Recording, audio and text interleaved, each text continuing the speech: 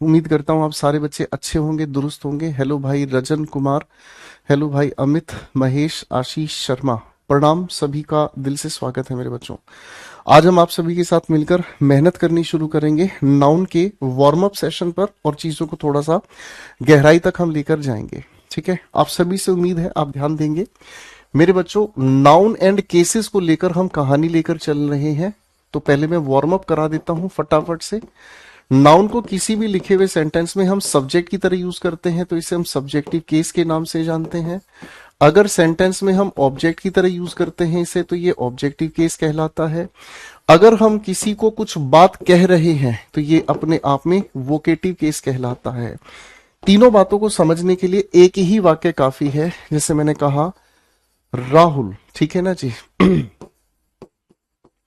Mohan has a car. अब इस लिखे हुए वाक्य में हम तीनों के तीनों केसेस को ध्यान से समझेंगे। रूपाली कुमारी नमस्कार, यूजर भाई नमस्कार, नीरज, विशाल दास, अनिकेत पटेल।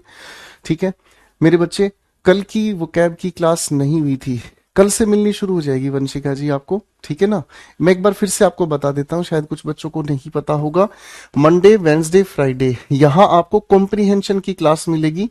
डेली शॉर्ट्स ही बोलते हैं बेटा इसको भी हम, ठीक है ना।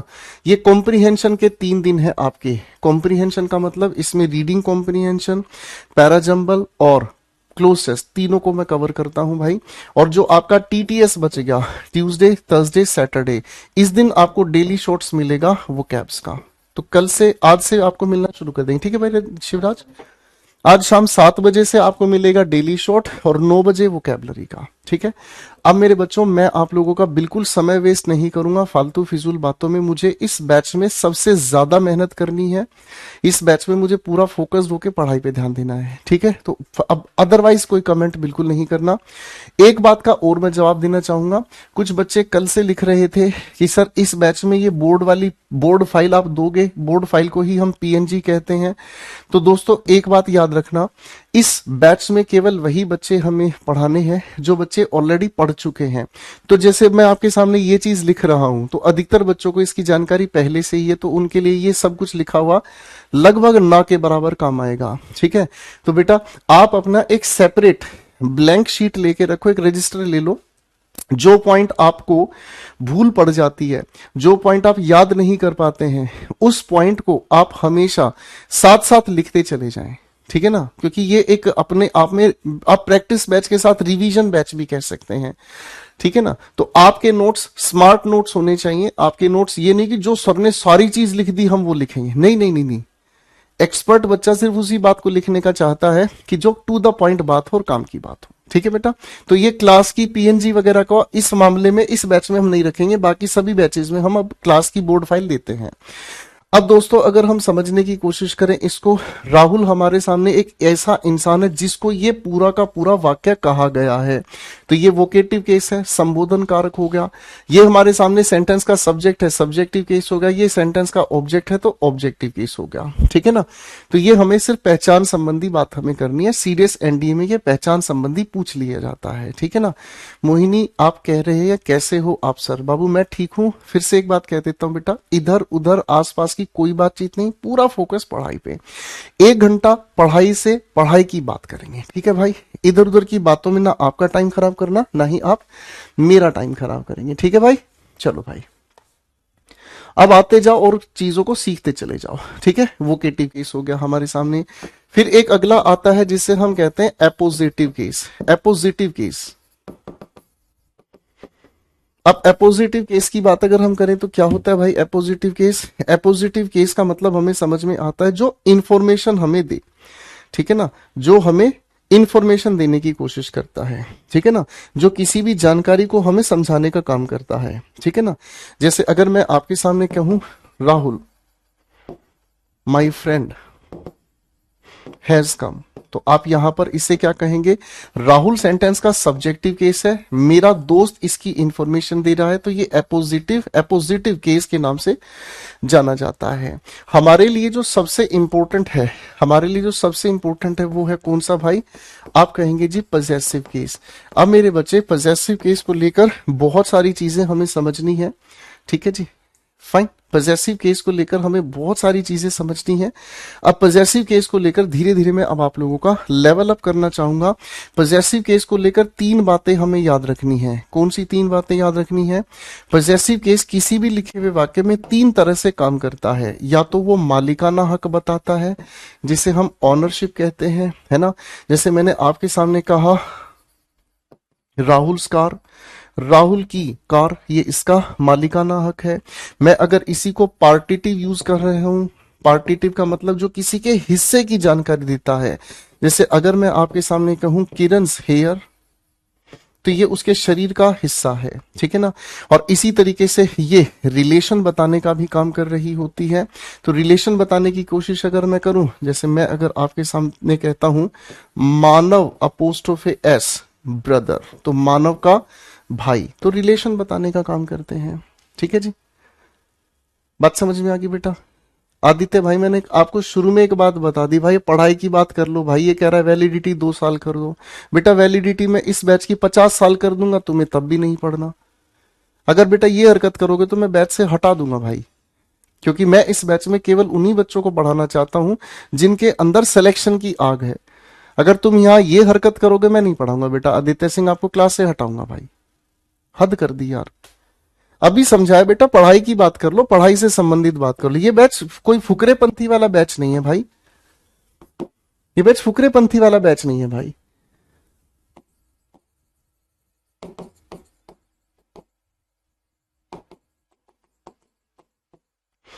कुछ पॉजेसिव केस के लिए मैं आपके सामने सवाल लिख रहा हूं, पहले आप इनको फटाफट से बनाने की कोशिश कीजिएगा।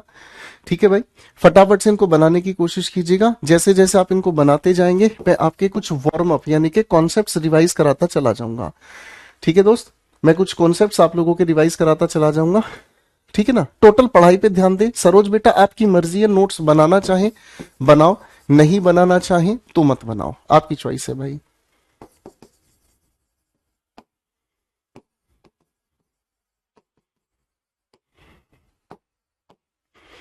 चलिए भाई,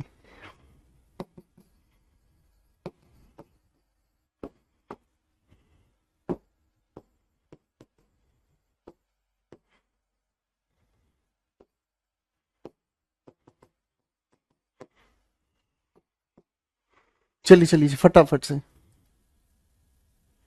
चलिए चलिए चलिए फटाफट से आ जाओ बेटा।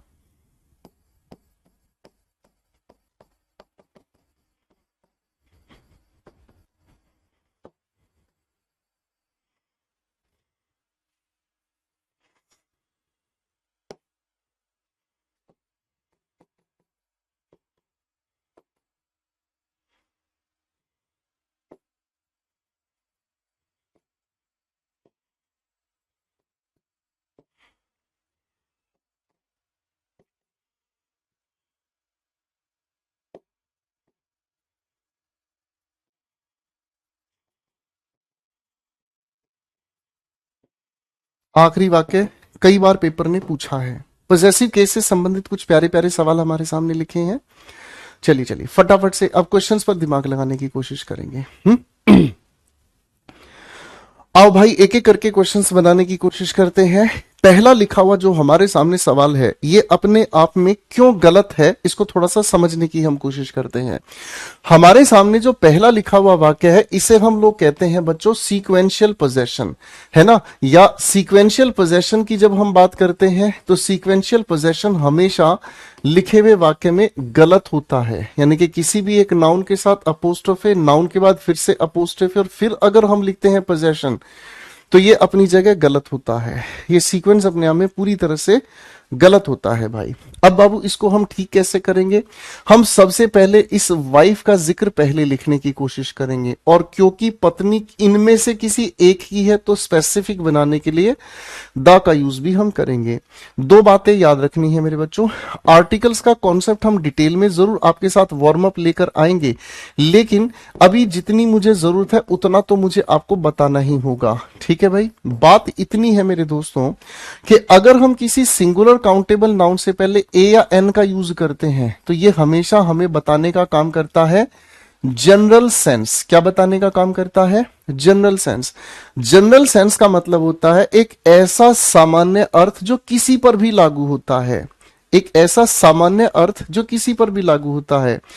इस जैसा कोई भी हो सकता है। या मैंने इसकी हिंदी अगर बताने की कोशिश की तो इसकी हिंदी क्या निकलती है? क्या?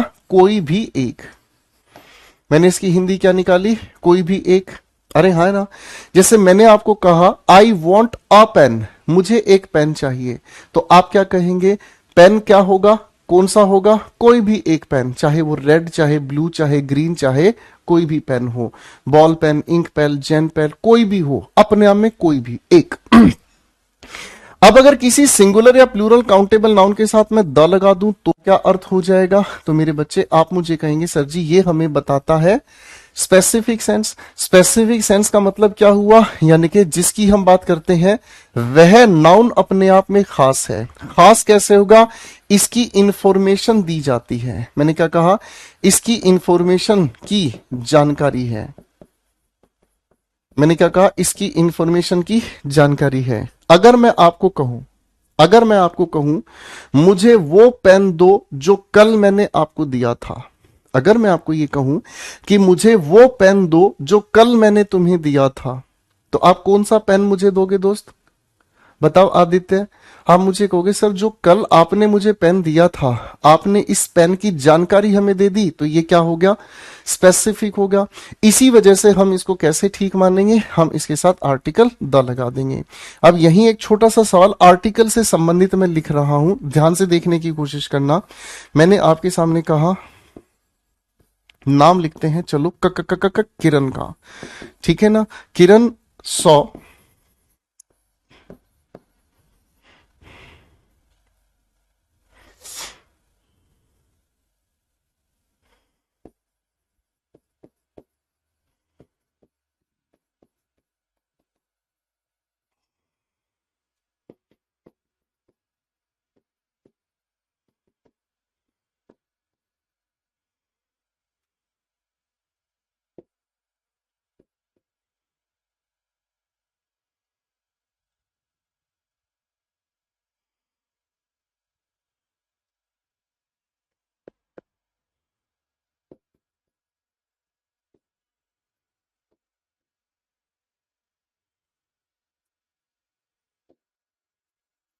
बस इन दोनों लिखे हुए सेंटेंसेस में मुझे ये बताएंगे दोस्तों कि यहां आप इस वॉइस से पहले ए एन द में से क्या फिट करेंगे दोनों वाक्यों में।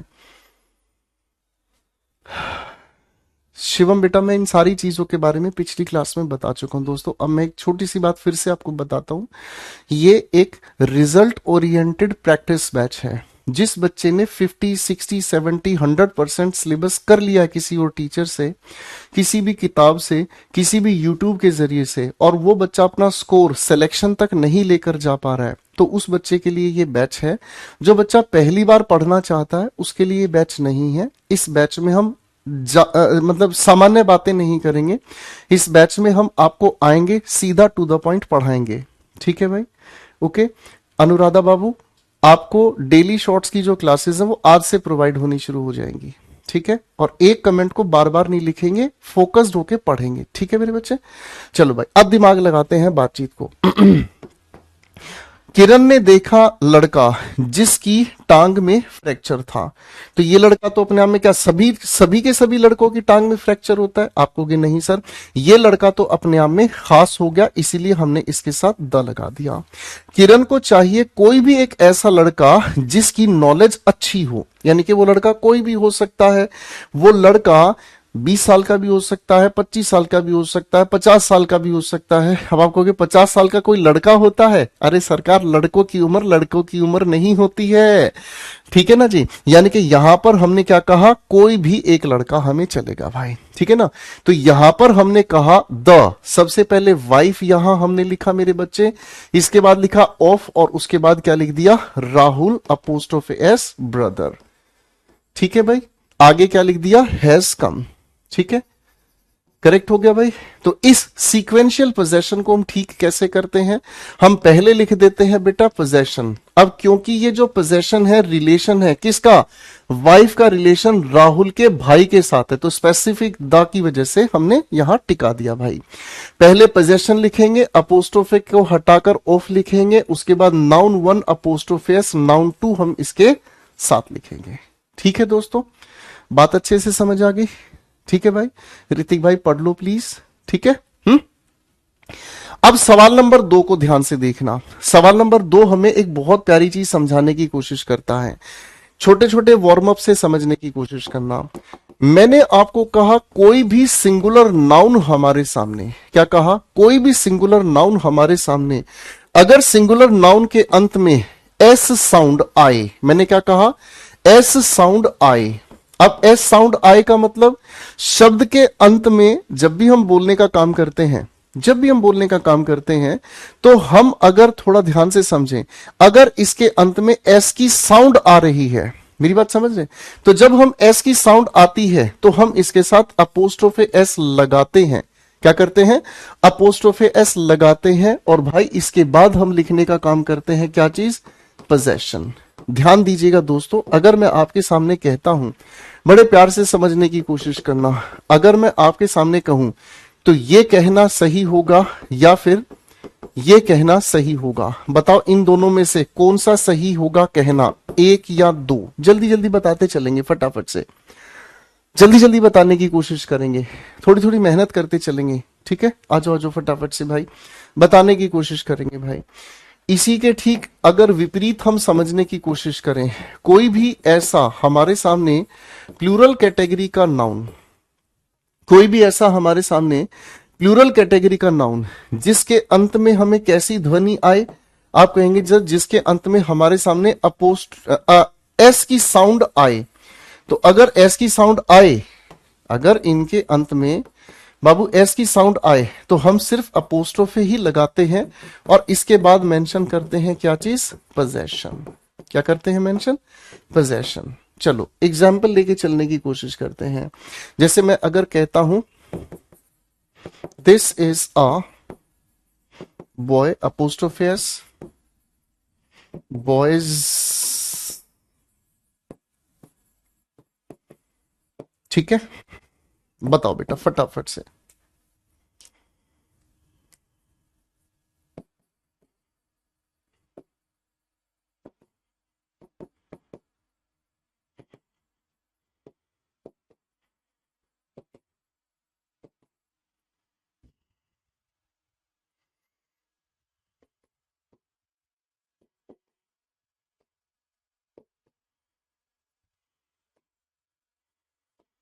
चलिए भाई, थोड़ी सी मेहनत करके दिखाएंगे बाबू।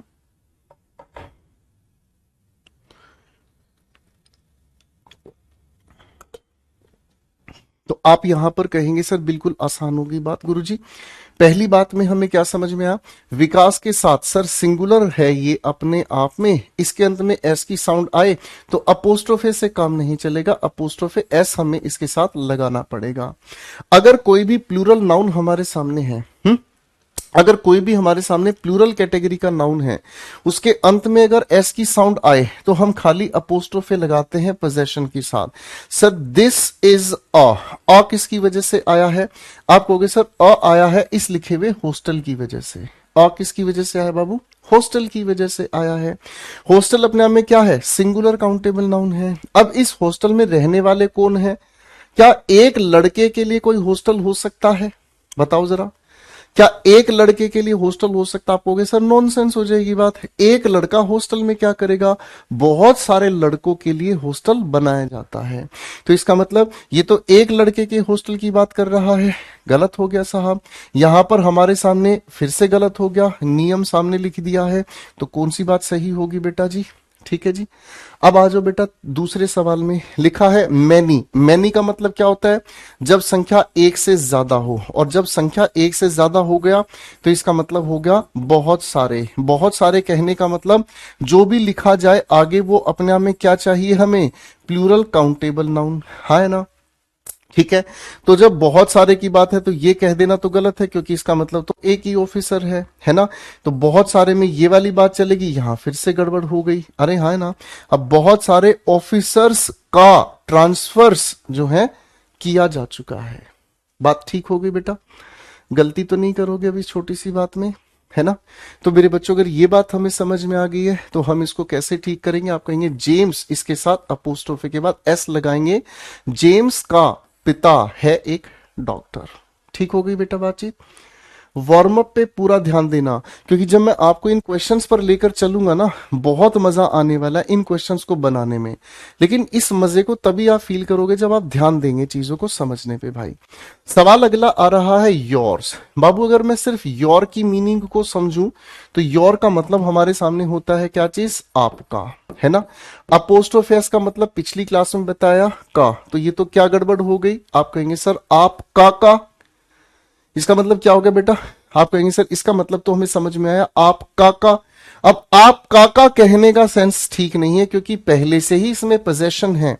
पहले से ही अगर इसमें पोजेशन है मेरे प्यारे से गुरुजी, अगर मैं इनकी बात करूं, बड़े ध्यान से देखने की काम करना, माई हो चाहे माइन हो, बाबू आर हो चाहे आर्स हो, योर हो चाहे योर्स हो, बाबू हिज हो चाहे हर हो चाहे हर्स हो, चाहे मैं अगर आपके सामने कह रहा हूं, बड़े ध्यान से समझने की कोशिश करना, चाहे देयर हो चाहे देयर्स हो, इन सभी के साथ अपोस्ट्रोफे एस या अपोस्ट्रोफे का प्रयोग हमें क्या है, आप कहेंगे सर पूरी तरह से गुरुजी वर्जित है, इनकी आवश्यकता हमें नहीं है। करेक्ट है भाई, इनके साथ हम अपोस्ट्रोफे नहीं लगाएंगे गुरुजी। करेक्ट है भाई, ओके भाई, ये बिल्कुल सीधी सीधी बात है गुरुजी, इसमें हमें कोई भी दिक्कत नहीं है। तो यहां पर क्या गड़बड़ हमने ठीक कर दी मेरे दोस्त, हम कहेंगे सर जी एक सेकंड में उड़ा देंगे, सिर्फ हमें क्या लिखना है, योर बैग, आपका बैग। ठीक है भाई, हाँ कि ना, इजी हो गया बेटा, कोई दिक्कत नहीं। अब अगले सवाल पर आ जाओ। यहां लिखा your bag is as costly as mine apostrophes, तो क्या यहां माइन के साथ अपोस्ट्रोफेस सही है, हाँ या ना कहकर मुझे बता दो, मुझे समझ में आ जाएगा। ठीक है जी, जल्दी से बताओ यश भाई, जल्दी बताओ। आप कहोगे सर माइन का मतलब है ही जो चीज मेरी है, पोजेशन है, तो अपोस्ट्रोफे एस यहां हम नहीं चलाएंगे सर जी, इसके साथ खाली माइन लिख देंगे, इससे अपना बेड़ा पार हो जाएगा। अब हमारे सामने क्वेश्चन 4, 5 और 6 को, ये ध्यान रखना छठा क्वेश्चन कई बार पेपर ने हमें दिया है दोस्तों।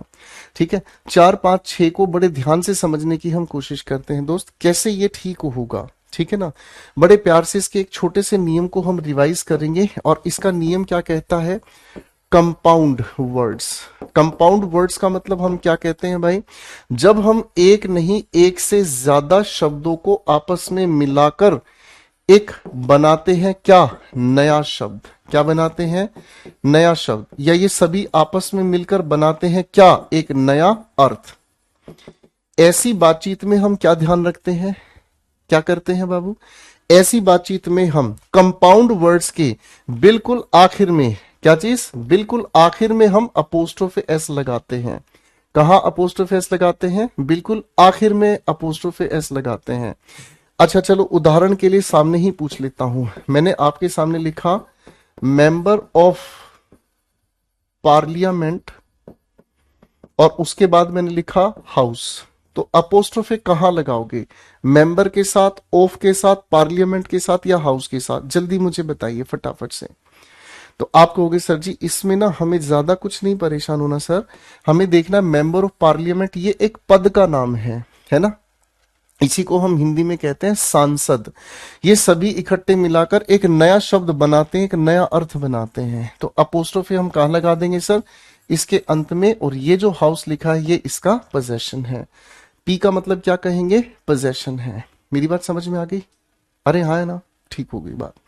ओके भाई, इसी तरीके से मेरे नन्हे मुन्ने बच्चों, इंडेफिनेट प्रोनाउन के कुछ सदस्य हैं, जैसे अगर मैं आपके सामने सम, एवरी, एनी या नो के साथ जोड़ने की कोशिश करूं, बडी, क्या जोड़ने की कोशिश करूं भाई, वन, क्या जोड़ने की कोशिश करूं, थिंग। अगर हमें सिर्फ यही देखने को मिलते हैं तो अपोस्ट्रोफे एस हम कहां लगाएंगे साहब, हम इनके आखिर में अपोस्ट्रोफे एस लगाकर आगे मेंशन कर देंगे पोजेशन। क्या मेंशन कर देंगे बेटा, पोजेशन मेंशन कर देंगे। ठीक है भाई, हाँ है ना। और अगर हमें कभी कभी इन्हीं के साथ, कभी कभी इन्हीं के साथ ये जो भी हमारे सामने शब्द लिखे हैं, थोड़ा सा इनको मैं ऊपर कर दूं आपके लिए, है ना, मेरा भी समय बच जाएगा, आपका भी समय बच जाएगा, है ना भाई। कभी कभी यही हमें जब लिखे हुए मिल जाते हैं दोस्तों इस तरीके से, तो कभी कभी इन्हीं के साथ हमें एल्स लिखा हुआ मिल जाता है। क्या लिखा मिलता है, एल्स, ठीक है ना। एल्स को हम हिंदी में क्या कहते हैं बेटा, एल्स को हम कहते हैं हिंदी में अन्य। अंग्रेजी में इसका मतलब होता है अदर। अदर का मतलब कोई दूसरा, ठीक है, कोई अन्य या कोई दूसरा। क्या कहते हैं यश बाबू, कोई अन्य या कोई दूसरा। अब इस मामले में हम क्या करने वाले हैं बेटा, इस पूरे के पूरे प्रोग्राम के आखिर में लगा देंगे क्या चीज, अपोस्ट्रोफेस, और इसके बाद लिखेंगे क्या, पोजेशन। याद रख लोगे भाई। मैं उदाहरण भी तो साथ साथ दे दूं, है ना।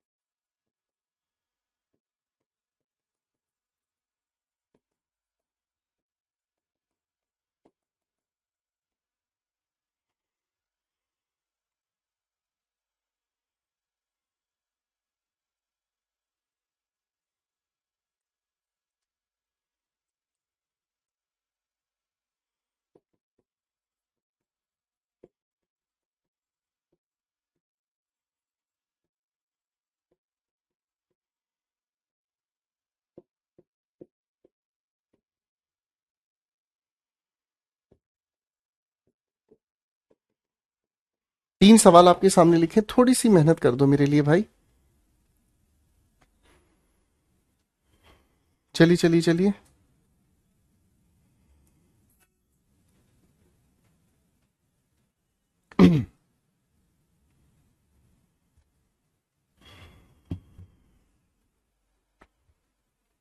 पहला वाक्य, दिस हाउस, यह घर मेरा नहीं है। मेरा क्या है अपने आप में, पजेसिव केस। पीसी का मतलब पजेसिव केस। यह घर नहीं है मेरा परंतु है किसी और का। तब किसी और के अगर हम बात कर रहे हैं तो समवन का मतलब कोई और, तो किसी अन्य का, अन्य के अर्थ के लिए हमें पहले लिखना होगा क्या, एल्स, और उसके बाद लगाएंगे अपोस्ट्रोफेस। ठीक है जी, गॉट इट। पहले वाक्य का सही आंसर हो गया। फिर से समझें, यह घर है नहीं मेरा, इसका मतलब यह घर मेरा नहीं है। मेरा अपने आप में क्या है, पजेसिव केस। लेकिन यह है किसी का, किसी अन्य का के लिए अपोस्ट्रोफे लगा दिया आखिर में एस के साथ। पहला ठीक हो गया बाबू। दूसरे वाक्य पर आओ, you cannot take someone books without permission. आप किसी की किताबें बिना परमिशन नहीं ले सकते हैं। तो किसी की, तो यहां पर you cannot take someone apostrophe लगाओगे तभी तो इसके साथ काके की के बाद पोजेशन लिखोगे भाई, है ना। ठीक है, इजी। फिर से समझ लो, आप नहीं ले सकते हैं किसी की किताबें, अन्य का अर्थ नहीं है तो सिर्फ इसी के साथ अपोस्ट्रोफे लगा देंगे। विदाउट परमिशन का मतलब बिना परमिशन के। सवाल नंबर 3 पर आ जाओ, you can take someone else books. आप किसी अन्य की किताबें ले सकते हैं, मेरी नहीं। अब दोस्त पजेसिव केस के साथ क्या हो गया, किसी अन्य की किताबें, मुझे छोड़कर किसी अन्य की किताबें।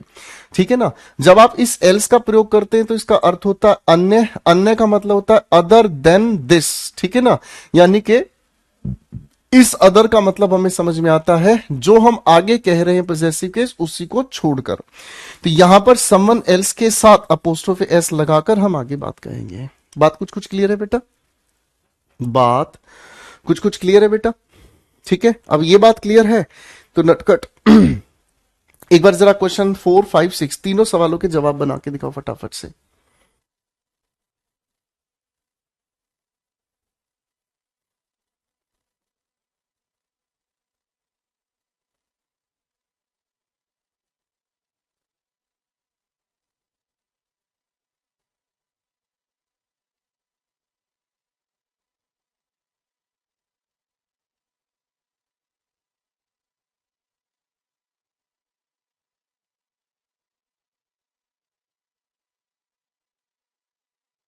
मैं आंसर्स बनाता हूं। Isha went to someone house, ईशा किसी के घर गई। अब किसी के घर समवन के साथ ये पोजेशन लिखा है, तो भाई आपको यहां अपोस्ट्रोफी एस लगाना है, बात खत्म। ईशा गई कहां, किसी के घर, काके की के अर्थ के लिए possession. You can try any one else number, तो आप क्या कह रहे हैं, आप किसी अन्य इंसान का नंबर, यानी कि जो आपके सामने नंबर है इसको छोड़कर किसी अन्य का फोन नंबर मिला सकते हैं।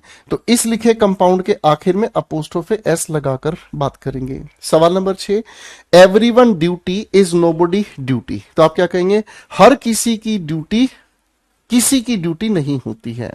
देखो ध्यान से समझना, ये पेपर में पूछा हुआ जाने वाला सवाल है। जैसे अगर मैं आपको ये कहता हूं कि हर किसी की जो ड्यूटी होती है ना, समझिएगा, मैंने कहा हर किसी की जो ड्यूटी होती है ना, वो किसी की ड्यूटी नहीं होती।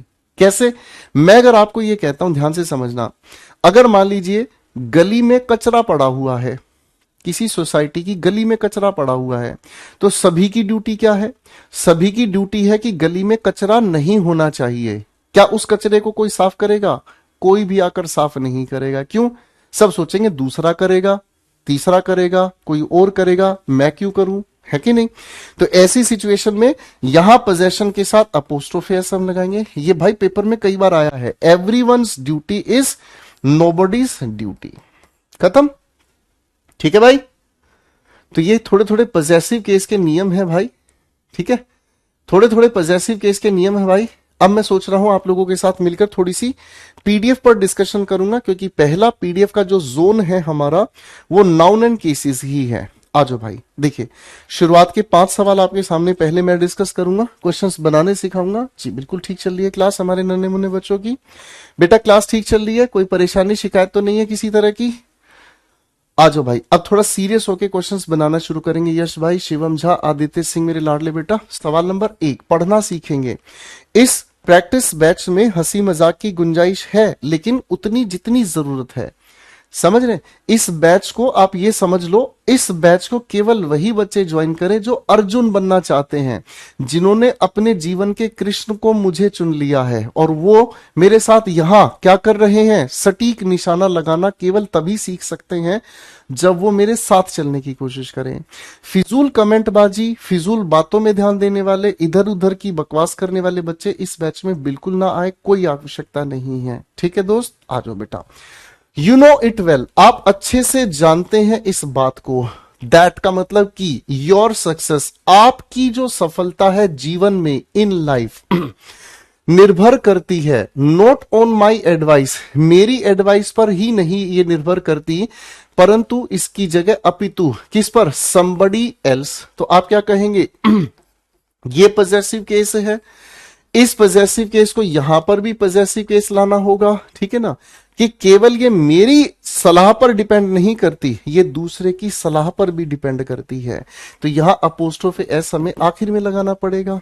अरे हाँ है ना, बात कुछ समझ में आई बेटा, बात कुछ कुछ समझ में आई भाई, अरे हाँ है ना, ध्यान रखिएगा बेटा इस चीज का।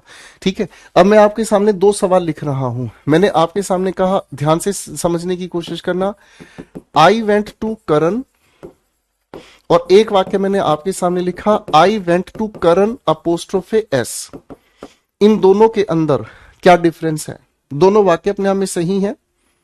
फाउंडेशन बैच हमारा जनवरी के फर्स्ट वीक में आएगा बाबू, जिसने पहली बार इंग्लिश को सीखना है वो वहां आप जाके ज्वाइन कर सकते हैं, ठीक है ना। हाँ, फाउंडेशन बैच जनवरी के फर्स्ट वीक में हम आपके लिए लेकर आएंगे।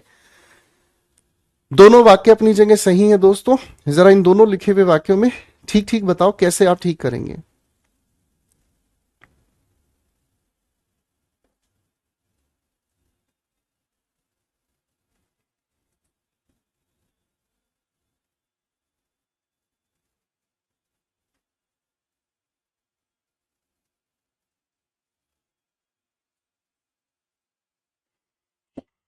शाबाश,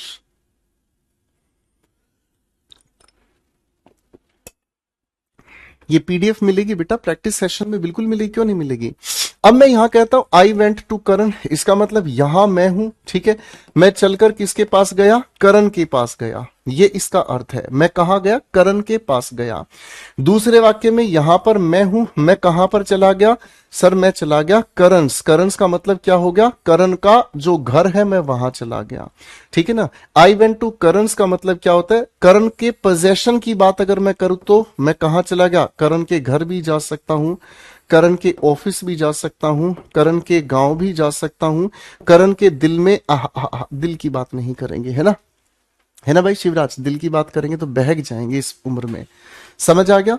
तो कभी कभी चीजों को गहराई से समझना जरूरी होता है, ठीक है बेटा। अब वापस आ जाओ बेटा। He inform me that he had gone, उसने मुझे सूचना दी कि वह जा चुका था to one of the ministers residences, वह कहां जा चुका था? One of the ministers residences, यानी कि वह मिनिस्टर के रेजिडेंसेस तक जा चुका था। कोई दिक्कत नहीं है भाई। आगे लिखा है and stayed there all night, और वहां पूरी रात वो क्या किया? रुका भाई, ये भी अपनी जगह सही है। अब देखो इस सवाल में एक छोटी सी परेशानी है। क्या परेशानी? मैं समझाता हूं, बड़े प्यार से इसको समझने की कोशिश करना भाई। देखो इस बात को समझने के लिए दो वाक्य मुझे लिखने होंगे, दो नहीं तीन वाक्य आपके सामने लिखूंगा, ठीक है। मैंने आपके सामने लिखा Komal likes Neetu's house who is very rich, ठीक है भाई। सवाल को ध्यान से समझने की कोशिश करना, सवाल को भाई ध्यान से समझने की कोशिश करना, ठीक है।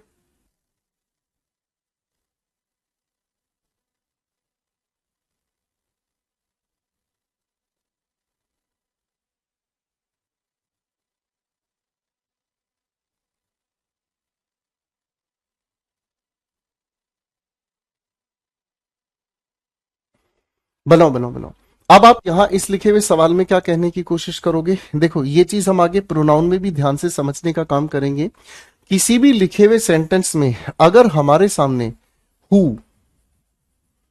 हुम, हुज, विच, दैट, ठीक है जी, या फिर अगर हम इनके अलावा और भी किसी भी शब्द का प्रयोग करते हैं तो याद एक बात रखनी है भाई। क्या बात याद रखनी है? ये अपने आप में कहलाते हैं क्या? Relative clause. ये अपने आप में क्या कहलाते हैं? रिलेटिव क्लॉज, यानी कि ऐसे उपवाक्य जो रिलेट करने का काम कर रहे हैं। क्या कहा हमने? रिलेट करने का काम कर रहे हैं। अब जब ये रिलेट करते हैं तो एग्जैक्टली ये उस नाउन या प्रोनाउन को रिलेट करते हैं जो इनके पहले लिखा हुआ हो। कहां लिखा हुआ हो? पहले लिखा हुआ हो। अब आप मेरे नादान बच्चों ये समझ के मुझे बताओ, यहां ये जो हमारे सामने रिलेटिव क्लॉज लिखा है, ध्यान से समझ के बताना भाई। यहां हमारे सामने रिलेटिव क्लॉज जो लिखा है वो किसके लिए लिखा है? हाउस के लिए लिखा है या नीतू के लिए लिखा है? हाउस के लिए लिखा है या नीतू के लिए लिखा है? समझ के बताना पड़ेगा भाई, बताओ। तो आप कहोगे सर इस लिखे हुए सवाल में क्या परेशानी है? हमें पता है सर, अमीर घर तो नहीं हो सकता, अमीर घर तो नहीं हो सकता। अमीर कौन है? नीतू है। अरे हाँ है ना, क्या आप मेरी बात समझ रहे हैं? हाँ है ना। अब इस नीतू के बारे में हमारे सामने आगे ये बात कही गई है। अब जो भाई अपोस्ट्रोफे एस को आप हटाओगे तो अपोस्ट्रोफे के एस को हटाने के लिए आपको ऑफ लगाना होगा, ठीक है भाई, हाँ है ना। अब इस ऑफ की अगर हम बात करते हैं तो ये घर है। घर किसका बताया भाई? नीतू भाई का कहा है। अब इसका घर तो इसके लिए स्पेसिफिक होगा, तो यहां दा लगाएंगे। अब ये हमारा वाक्य ठीक हो गया, ठीक है। अब ये हमारा वाक्य अपने आप में क्या हो गया भाई? बिल्कुल ठीक हो गया। अरे हाँ है ना। जरा बताइए हमको, बात कुछ समझ आ रही है? बोल ही नहीं रहे हो भाई। यहां तक की बात कछु समझ आ रही है कि नहीं आ रही है भाई? हाँ कि ना? ओके, बोल नहीं रहे हो, बात समझ में आ रही है बेटा? ऐसी कभी कभी हमसे गलतियां करा दी जाती हैं, गॉट इट। ऐसी कभी कभी गलतियां करा दी जाती है, ठीक है, हाँ है ना। अजहर पूछ रहा है I am a beginner, can I purchase this batch? बिल्कुल नहीं, आपके लिए बैच नहीं है बेटा, ठीक है। आपके लिए बैच नहीं है, बिगिनर्स के लिए बैच नहीं है। ठीक है, चलो अब मैं एक वाक्य और आपके सामने लिख रहा हूं, बात को ध्यान से समझने की कोशिश कीजिएगा।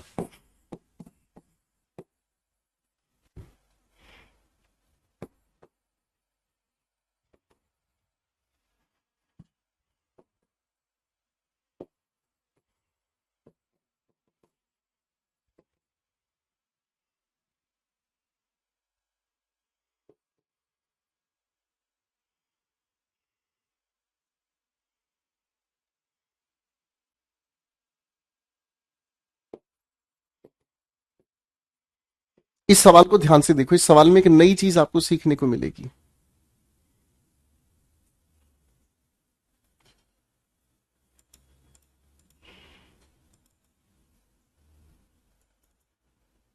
भाई अब इस लिखे हुए वाक्य को ध्यान से समझना। देखो बच्चों, ये कॉन्सेप्ट बहुत दूर तक आपको काम आएगा, इसको ध्यान से समझने की कोशिश करना। इधर लिख रहा हूं बेटा, इसके बारे में बातचीत ध्यान दीजिएगा और अच्छे से इसको सीखिएगा। देखो बच्चों, जब हम वन की बात करते हैं, ईच की बात करते हैं, आइदर की बात करते हैं, नाइदर की बात करते हैं, ठीक है जी, एनी की बात करते हैं, इन सभी के साथ हम जब ऑफ लगाते हैं तो ऑफ के बाद आने वाला जो भी हमारे सामने नाउन या प्रोनाउन होगा वो प्लूरल कैटेगरी का नाउन या प्रोनाउन होगा। ठीक है, प्लूरल कैटेगरी का नाउन या प्रोनाउन होगा और इन सभी का बिहेवियर सिंगुलर होता है, इसीलिए इनके साथ अगर वर्ब लिखनी पड़ी हमें तो सिंगुलर वर्ब का हम प्रयोग करते हैं और सिंगुलर कैटेगरी के ही प्रोनाउन का या सिंगुलर कैटेगरी के ही एडजेक्टिव का हम इनके साथ यूज करते हैं। ये हमें प्रोनाउन में आगे सीखने को मिलेगा, ठीक है ना। अभी हमें जितनी जरूरत है छुटकू भाई उतनी ही हम बड़े प्यार से समझते चलेंगे, ठीक है भाई। अब कहानी को ध्यान से समझना। मैं लिखूंगा शी बॉट, उसने खरीदा। क्या खरीदा? एक। क्या खरीदा? एक। एक क्या खरीदा? आप कहोगे सर कार में से एक खरीदा। इसका मतलब तो यह समझ में आ रहा है उसने खरीदा अपने दोस्तों में से कोई एक। दोस्तों में से कोई एक नहीं खरीदा, जो उसने खरीदा है ना वो उसने खरीदा है क्या? कार में से कोई एक। तो यहां कार को हटाकर हमें क्या लिखना होगा? One of the cars. ठीक है जी, कार्स में से कोई एक खरीदा, ठीक है ना। अब ये कार किसकी है? अपोस्ट्रोफे एस हटाकर ऑफ लगा दिया और यहां हम लिखेंगे क्या चीज? हर फ्रेंड।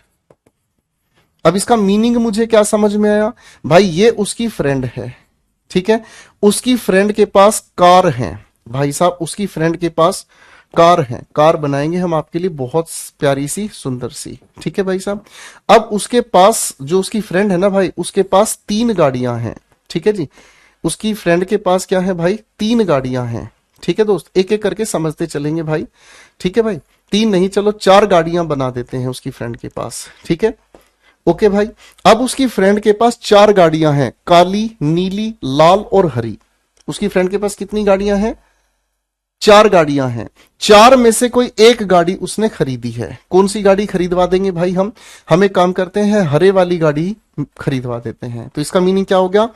उसने खरीदी एक गाड़ी। किन में से? जो सारी गाड़ियां हैं उनमें से एक गाड़ी खरीदी।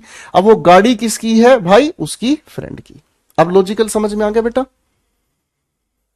ठीक है, तो भाई लगातार इन कॉन्सेप्ट्स को समझते जाएंगे, वार्म अप करते जाएंगे, लेवल उठाते जाएंगे।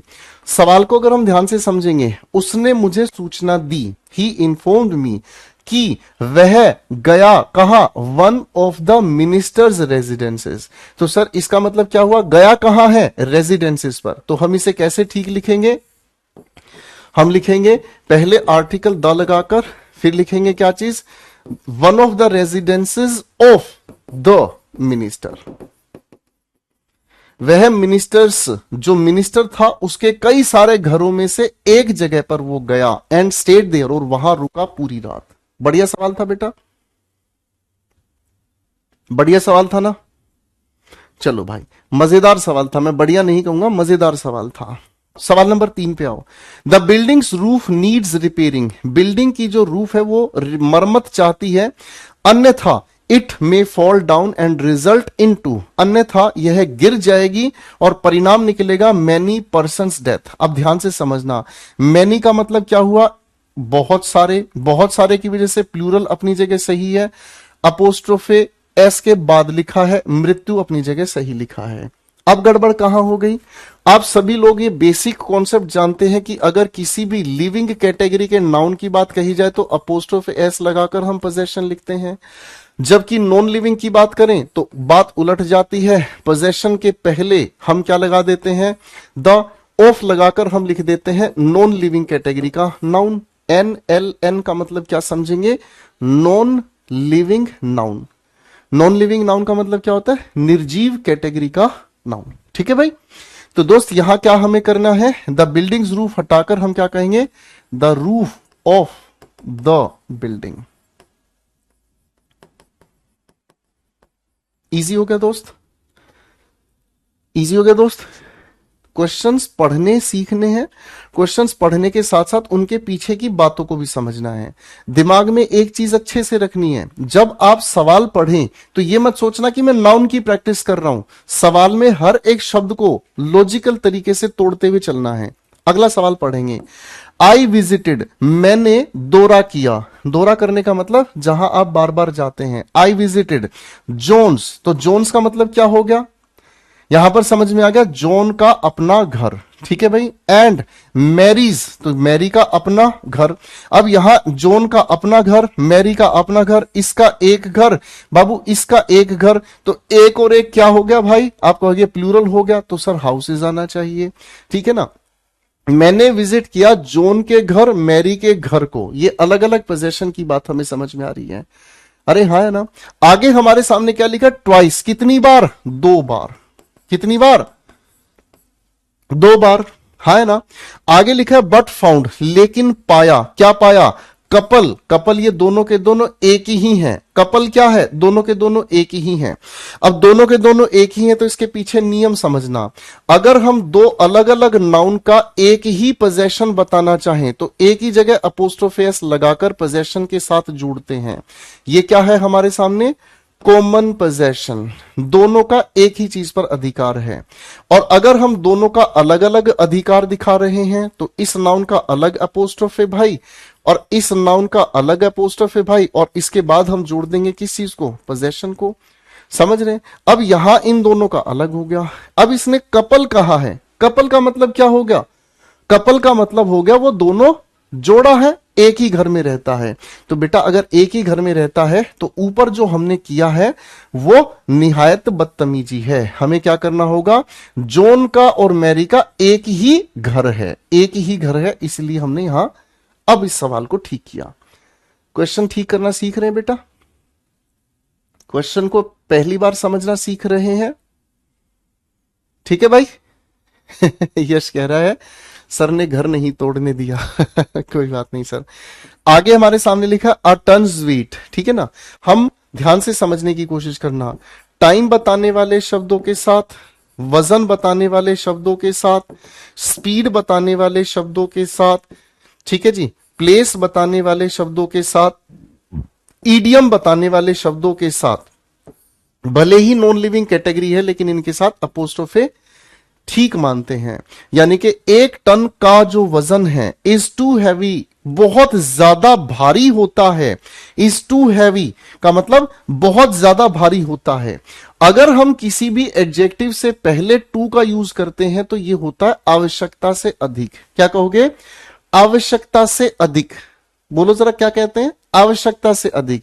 जैसे अगर कोई सवाल मैं आपसे पूछूं और वो सवाल बहुत ही ज्यादा आसान है तो आप क्या कहोगे, sir this is too easy baby, है ना।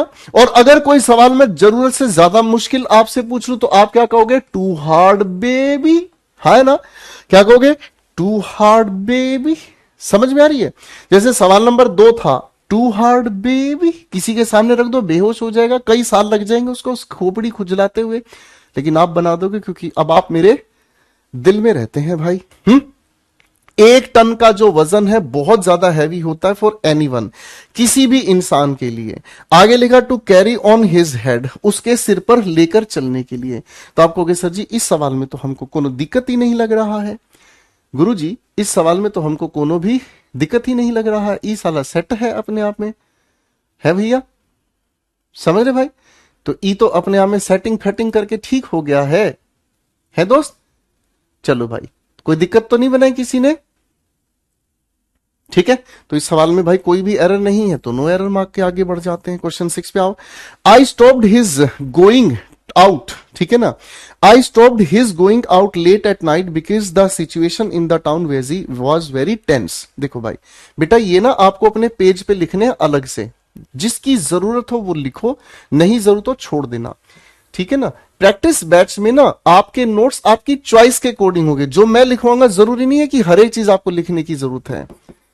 टेंस ग्रामर के अकॉर्डिंग अगर हम समझें तो इसका अर्थ होता है काल, ठीक है ना।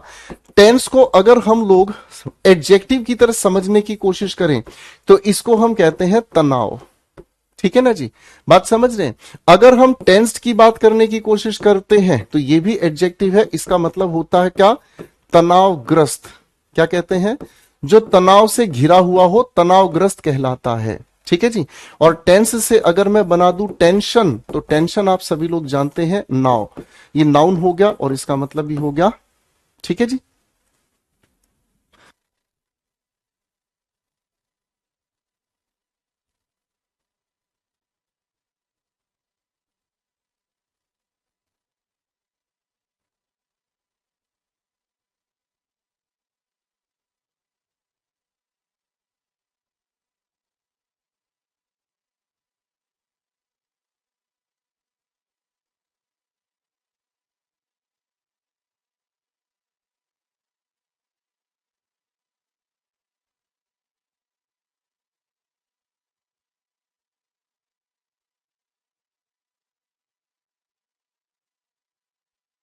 अब देखो बेटा, इस सवाल में ध्यान से समझना, लिखा है the town was very tense. Tense का मतलब क्या होता है, जो अपने आप में तनाव से ग्रस्त है, ठीक है। अब ध्यान से समझना, मैंने रोका, किसे रोका भाई, मैंने रोका किसे रोका भाई, बताओ।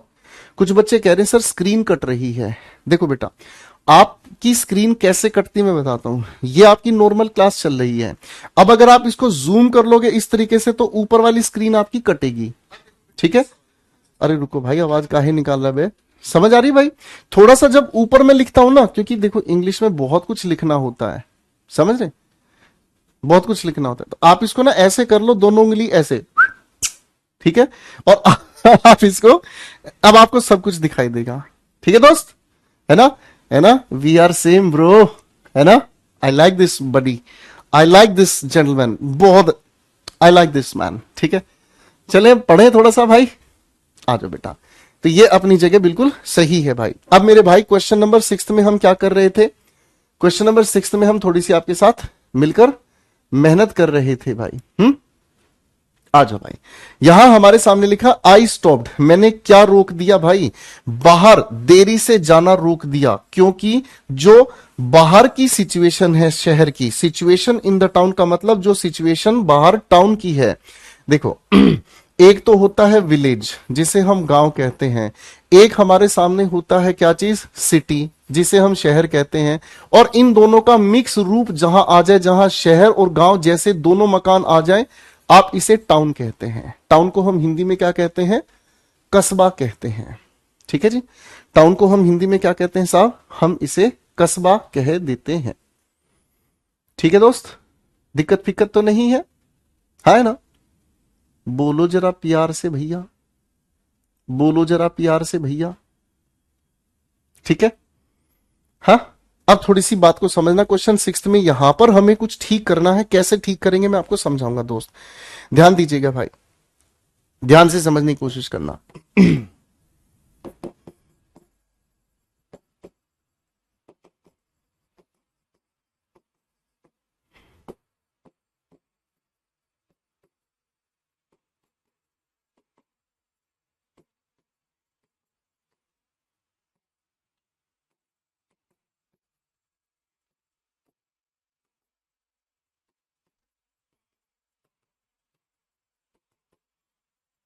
थोड़ा थोड़ा समझते चलना, गहराई से चीजों को लेके चलेंगे, ठीक है भाई। चलिए चलिए।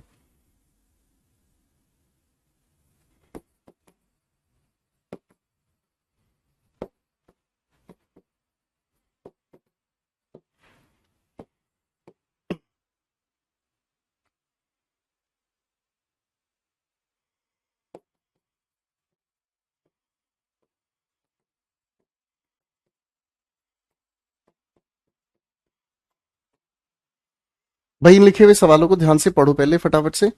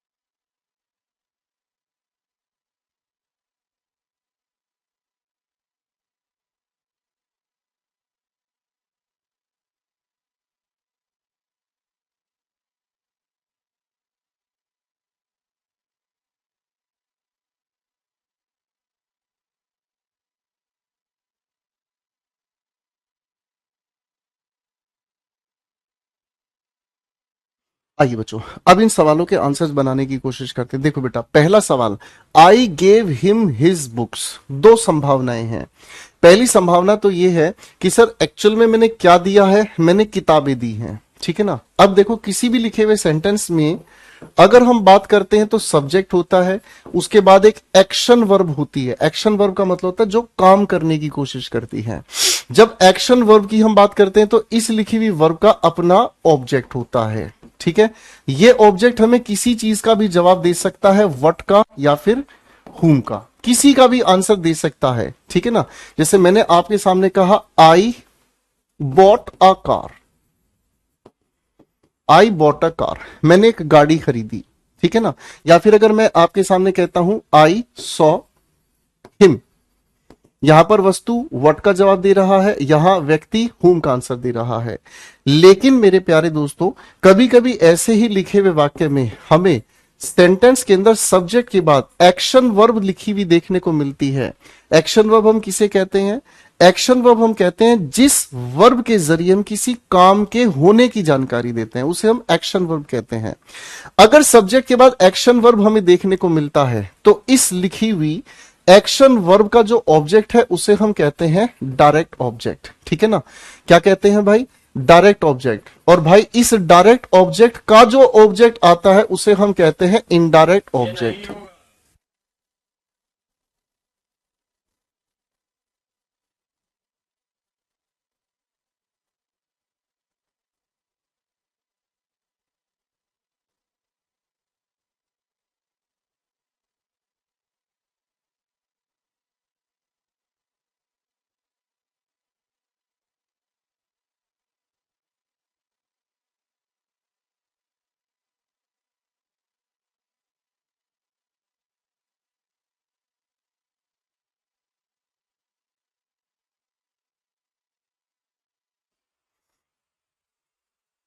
अब बाबू, इनडायरेक्ट ऑब्जेक्ट हमेशा व्यक्ति की सूचना देता है और डायरेक्ट ऑब्जेक्ट हमेशा वस्तु की सूचना देता है। समझ रहे? अब ऐसे लिखे हुए व्यक्ति के लिए अगर हमें इसको पीछे लिखना पड़ जाए डायरेक्ट ऑब्जेक्ट के, तो हम इसके साथ टू या फोर का यूज करते हैं। समझ रहे? अब इसको ध्यान से समझना। जैसे मैंने कहा I offered a seat to him. ध्यान से देख लो बेटा, ये बहुत काम आएगा आगे। हाँ हाँ, राकेश सर आगे थे, अभी तुम पढ़ लो, सारी बात छोड़ दो। राकेश सर हमेशा आते हैं आपकी क्लास में, उन्हें आपकी बहुत चिंता है, वो बहुत प्यार करते हैं आपको। मैंने ऑफर किया, क्या ऑफर किया? वस्तु ऑफर किया, डायरेक्ट ऑब्जेक्ट है बेटा ये, ठीक है। किसको ऑफर किया? आप कहेंगे सर उसको ऑफर किया, ये हमारे सामने इनडायरेक्ट ऑब्जेक्ट है भाई। ये भी बात समझ में आ गई बेटा? ठीक है, ओके भाई। अब दोस्त इसी लिखे हुए वाक्य को हम चाहें तो दोबारा भी लिख सकते हैं। कैसे लिख सकते हैं? मैं इसी वाक्य को ऐसे भी लिख सकता हूं, आई ऑफर्ड। अब मैंने किसको ऑफर किया? इस इनडायरेक्ट ऑब्जेक्ट को पहले लिखूंगा तो मैं इसका टू या फोर हटाकर पहले इसको लिख दूंगा हिम, और इसको लिख दूंगा बाद में क्या चीज? आ सीट। अब ये दोनों वाक्य अपने आप में सही हैं, ये दोनों वाक्य अपने आप में सही हैं, कोई दिक्कत नहीं भाई। अब यहां जो लिखा हुआ हमारे सामने वाक्य है, मैंने एक्चुअल में क्या दिया है? आप कहोगे सर मैंने एक्चुअल में किताबें दी हैं। अब अगर मैं ये कहूं कि मैंने उसकी किताबें दी हैं, तो किताबें दी किसको ही ये तो पता ही नहीं चल रहा। मैं अगर आपके सामने ये वाक्य हिंदी में कहूं, मैंने उसकी किताबें दी, मैं अगर आपके सामने कहूं कि मैंने उसकी किताबें दी, तो आप कहोगे सर उसकी किताबों से हमें समझ क्या आ रहा है गुरुजी? उसकी किताबों से तो हमें कुछ समझ में ही नहीं आ रहा है। अरे हाँ है ना, तो ज्यादा बेहतर क्या है? I gave him. हम ज्यादा बेहतर क्या मानेंगे? I gave him. अब हमारे सामने इसी लिखे हुए सेंटेंस को अगर दोबारा से आप लिखना चाहें तो आप लिख सकते हैं आई गेव, क्या लिखेंगे? The books to him. ठीक है भाई, ये डायरेक्ट इनडायरेक्ट ऑब्जेक्ट की अरेंजमेंट पर डिपेंड करता है। ठीक है भाई, सवाल नंबर 2 पे आ जाओ। I gave him his my books. अब मैंने अपनी किताबें किसको दी हैं? उसको दी हैं। ये तो बिल्कुल सीधा हो गया। मैं इस बात को फिर से ऐसे लिख सकता हूं, I gave my books to him. अब तो पूरी तरह से समझ में आ गया। ठीक है, अब इस सवाल पे फिर से कुछ नई खोज करते हैं। I gave me my books to his या हिम। मैंने आपको पिछली क्लास में एक बात बताई थी कि ये जो ऑब्जेक्ट होता है ना बेटा, ये जो ऑब्जेक्ट होता है ना बेटा, ऑब्जेक्ट केवल दो ही शब्दों के बाद आने की क्षमता रखता है। या तो एक्शन वर्ब के बाद आ सकता है, या फिर मैं अगर कहूं तो प्रेपोजिशन के बाद आ सकता है। दो ही शब्दों के बाद हम लोग क्या यूज कर सकते हैं? ऑब्जेक्ट को यूज कर सकते हैं। क्या कहा? दो ही शब्दों के बाद ऑब्जेक्ट का हम यूज कर सकते हैं। अब कैसे यूज होगा?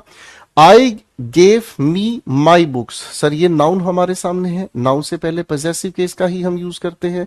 मैंने अपनी किताबें दी, प्रेपोजिशन के बाद क्या लिखेंगे? ऑब्जेक्टिव केस, उसको दी। ठीक है ना? अब ये सवाल हम पहले से ही जानते हैं, हर पॉजेसिव केस है तो भाई साहब नाउन से पहले पॉजेसिव केस में हमें अपोस्ट्रोफे लगाने की जरूरत नहीं है। यू ड्राइंग का कोई सेंस नहीं है, ये नाउन हमारे सामने है, नाउन से पहले हमें पॉजेसिव केस चाहिए तो हमें योर ड्राइविंग कहना होगा। Your driving is very nice.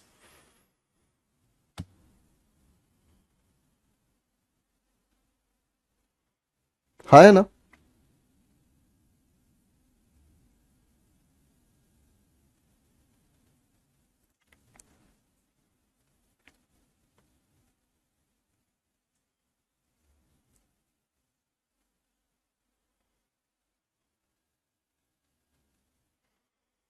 शाबाश।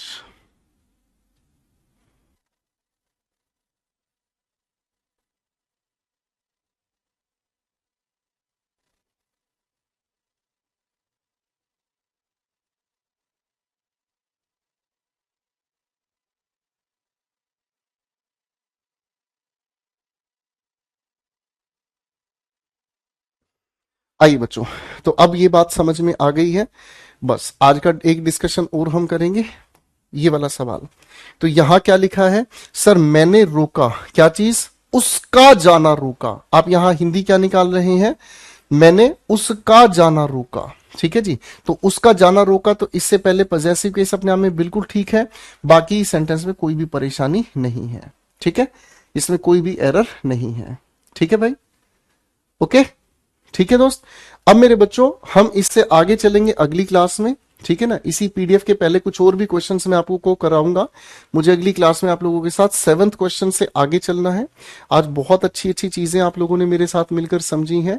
ठीक है भाई, बहुत अच्छी अच्छी चीजें आप लोगों ने मेरे साथ मिलकर समझी हैं। कुछ एक बातें हैं जो आपको लिखने लायक लगे वो लिख लेना। मैं आपको हर रोज क्लास में आखिर में ये पेजेस दिखाऊंगा। जो भी बात आपको, जरूरी नहीं है सारी बातें, बहुत सारी ऐसी चीजें जो आपको पहले से ही पता होंगी। ठीक है ना, जो चीज आपको अलग लगे उसको एक रजिस्टर पर आप लिखना, ताकि आपकी जो वीकनेस है, आपके जो वीक पॉइंट्स है, उनको आप अच्छे से ठीक कर लें। ठीक है भाई, चलो भाई अगली क्लास में इसी कहानी से हम चलेंगे आप लोगों के साथ मंडे को, ठीक है। और दोस्तों आप लोगों के लिए आप लोगों के लिए जो कहानी है हम लिख सकते हैं, I gave his books to him, ठीक है ना, ये हम लिख सकते हैं। हालांकि ये अपने आप में गलत है, लेकिन इसको ठीक करना मैं आर्टिकल्स में आपके साथ समझाऊंगा, भूपेंद्र शर्मा, ठीक है। तो आप अपने स्मार्ट नोट्स अपने अकॉर्डिंग ही बनाएंगे दोस्तों। ये क्लास की पीएनजी आपके लिए यूजलेस है, आप में से कुछ बातें सीखने लायक हैं वो आप लिखें, नहीं सीखने लायक है तो अवॉइड करें। इस बैच का मेन पर्पज है आपको समय बचाना सिखाना, क्वेश्चंस को पढ़ने की गहराई आपको समझाना। ये बैच आम या हल्के दिलों के बच्चों के लिए नहीं है, ये बैच सिर्फ उन्हीं के लिए है जो आज भी तैयारी करने के बाद भटक रहे हैं, जूझ रहे हैं, तो उनको टू द पॉइंट कंटेंट देने के लिए ये क्लासेस आपके लिए हैं। और बच्चों आज से आप लोगों की डेली शॉर्ट्स की जो कॉम्प्रीहेंशन वाली है और डेली शॉर्ट जो वोकैब विट्स वाली है, वो दोनों आपकी क्लासेस मिलनी आपको शुरू हो जाएंगी। थैंक यू सो मच, मस्त रहिएगा, फिर मुलाकात करते हैं अगली क्लास में सोमवार को, ध्यान रखिएगा, टेक केयर।